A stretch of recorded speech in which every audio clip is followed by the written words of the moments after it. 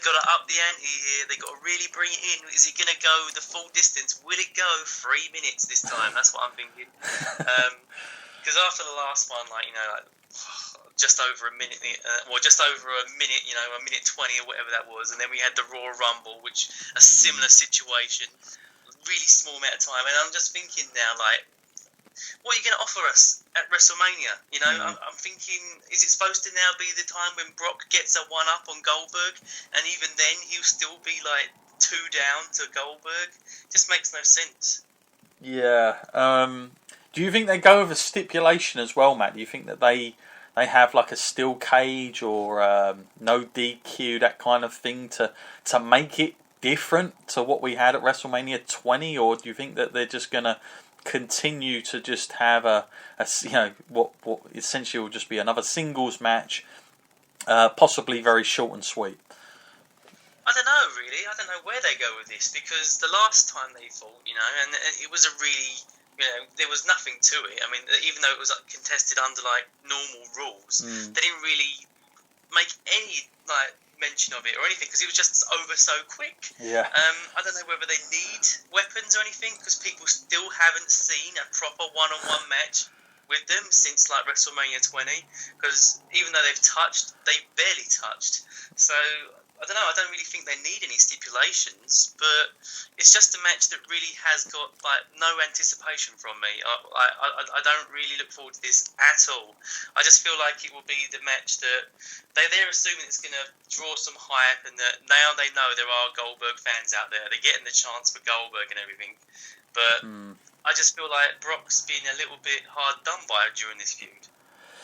Yeah, I do think, again, they are underusing this guy.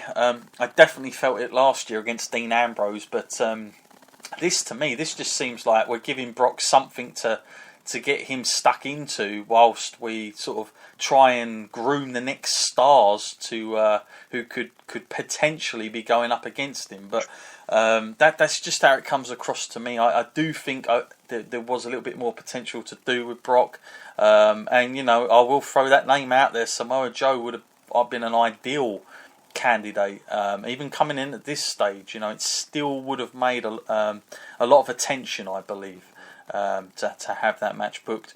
Nonetheless, we're going to get Goldberg versus Lesnar. Now, the interesting thing here, Matt, is that a lot of rumours circulating in the past 7 days that WWE are not only they're not only not happy about booking that match, but they also want to put the title on it, Matt. That potentially Goldberg, more Goldberg now I'm hearing, is going to be Kevin Owens' next opponent at Fastlane, and it's been suggested that Vince McMahon wants that title to be on the line between Brock and Goldberg for some strange reason, because I really don't think it needs it, but for some reason that's where they want to go. Now, when I first heard this, it was all about Brock Lesnar getting the match, which I thought, well, that's not too bad, because I can see where we're going to go afterwards. But surely Goldberg, a match with Goldberg and Kevin Owens, does that last long? Does that do much for Kevin Owens? Probably not.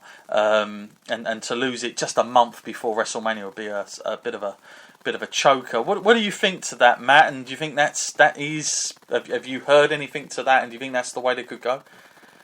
Yeah, of course I've heard the rumours, but I don't want to believe them. I really hope they're not true, because it always comes back to this conversation we have about the part-timers. Yeah, I know Brock is great and he can do it all in the ring and he's a great attraction, but he is still a part-timer. And even though he made it work when he had the title, I don't think we're ready for that kind of time again.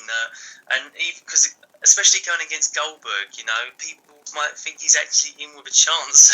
How could we have Goldberg carry the title? Yeah. And if he gets it off of Kevin Owens, then it's just, if you're going to have WrestleMania, call it what it is. They're two part-time guys fighting each other, and they're great attractions. Yeah, they've got that fan base.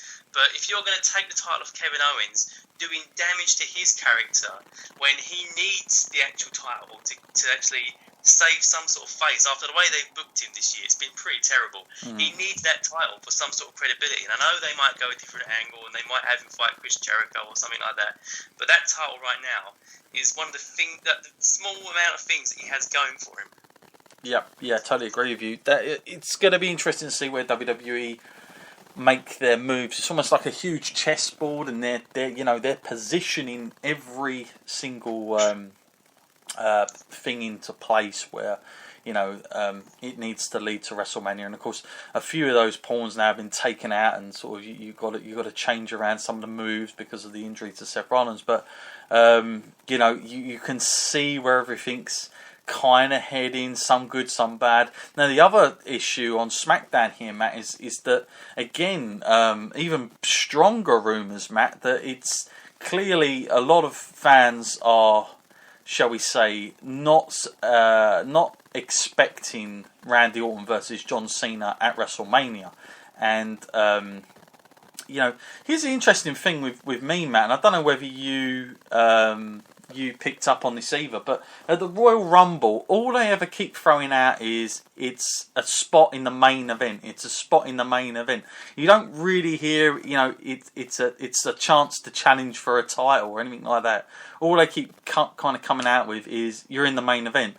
So whatever that means, Randy Orton is in the main event. Now, obviously, winning a Royal Rumble guarantees you a title opportunity, but who that is against still, Matt, is very undecided. Now, are they going to really, in the chamber, we know it's announced now, is it as cut as dry and paste as dry as we think, where it is going to be Bray Wyatt? Because, how long has Bray Wyatt been on the cuff of something special, and now all of a sudden he's going to win it, but he's going to kind of win it in like a transitional way, just to kind of keep up the storyline. Like, it's not a defining moment for him, I don't think, if he wins it at the Chamber, because it's all to do with Randy Orton. If you see where I'm coming from with this, it's not really about Bray at all. And in a way, I've already seen Randy Orton, have his moments. So it's a little bit.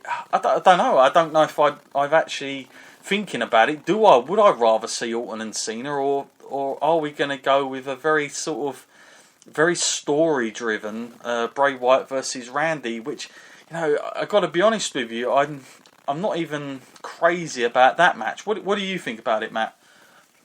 If I had to choose between the two, then my gut would be telling me to go with Randy Orton and John Cena, just because I know that they can work well together. And I know we've seen it loads of times before, but there's always that chance to create something new. I think John Cena constantly improves, and he's doing some of his best work right now, hence what we've seen with his feud with AJ just recently in that match that he had. Totally pulling off some great stuff in the ring there. So I don't think it would be an underperforming match. But just, to go into the Elimination Chamber, it's just so many negative points to a feud between Randy and Bray Wyatt. Namely, firstly, that John Cena has to drop the title after, less than a month. And then, you take it in there, and then I would have this haunting feeling that Bray would carry that title into WrestleMania and then drop it to Randy Orton. Sure. Because I don't really see them looking at Bray going, you're our WrestleMania guy, we want to end the night on you. I don't really see the WWE looking at him, pointing the finger and going, yeah, we're going to close the night, you're the champ. Yeah, that's what worries me about the whole thing, it really does. And obviously, they keep throwing out main event, so you kind of suspect that is going to be the main event. So that is what worries me the most, because it's taken so long for Bray Wyatt to get anywhere.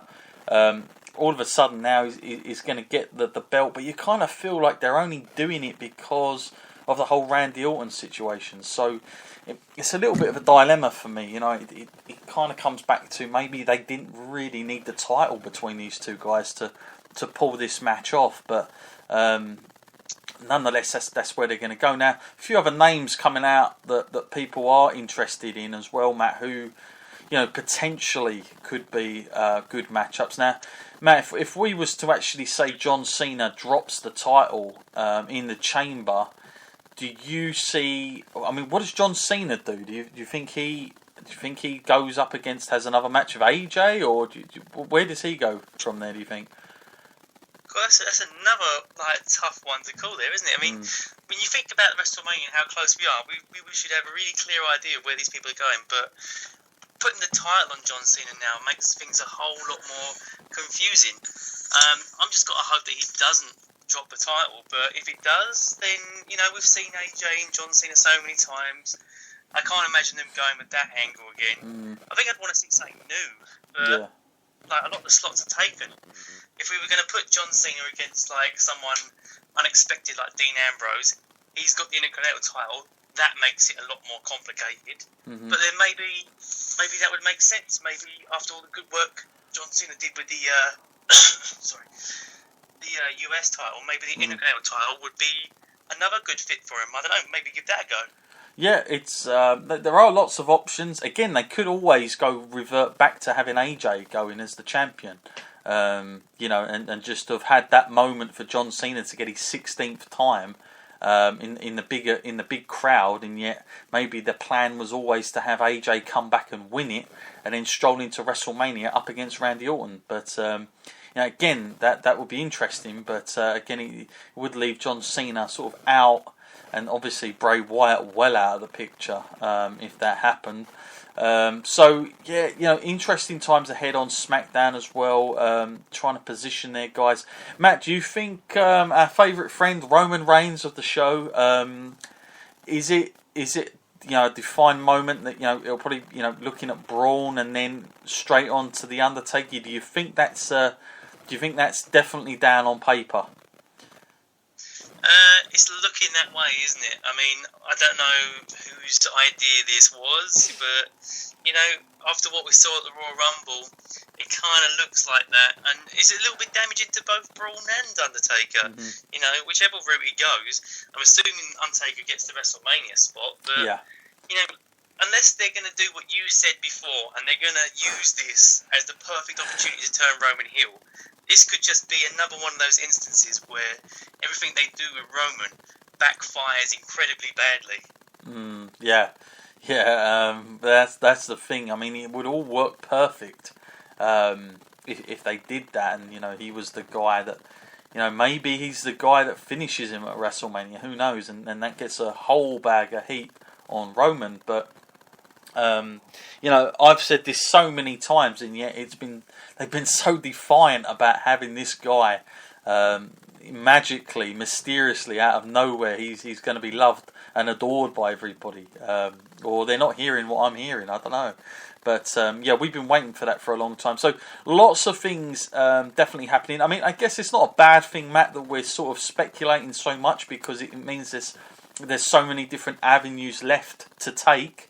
With two pay-per-views to go before the big one, which I don't remember it quite being that way last year. I think the whole song and dance was Roman Reigns and Triple H was always going to be the finale match at WrestleMania, and then the whole thing with Shane and Undertaker wasn't to my liking either, to be quite honest with you. Now, one name that hasn't been mentioned throughout all this, and we are assuming he's coming back, is Finn Balor. Matt, where does he go in all this, I wonder? That's an interesting call there, actually. I hadn't really thought too much about him, and that may be perfect timing, actually. This could save them. If they were to use, I know it's another one of those cases, what I said before, where we don't really want to see everything we've seen on NXT, but a few between Finn Balor and Samoa Joe could bridge that gap between when Seth Rollins would be ready to return, and that would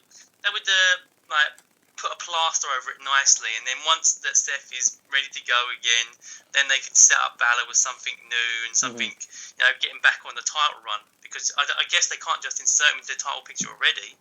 No, but then again, I suppose there's always the likelihood that he could come out after Fastlane and be like, right, I'm going to be the third man in whatever it's left at. I would love a scenario, if I had to say, I'm not a massive fan of triple threats. I think everybody knows that listens to this podcast. But if I had to go with it, I wouldn't, imagine maybe a triple threat between Jericho, Owens, and Balor would be pretty decent if they went that route, because there's always that potential, Matt, that Balor will come back and say, "Well, I never lost the title." Essentially, I was kind of like, screwed over or whatever, and then they made a champion off my injury, so I deserve a title shot.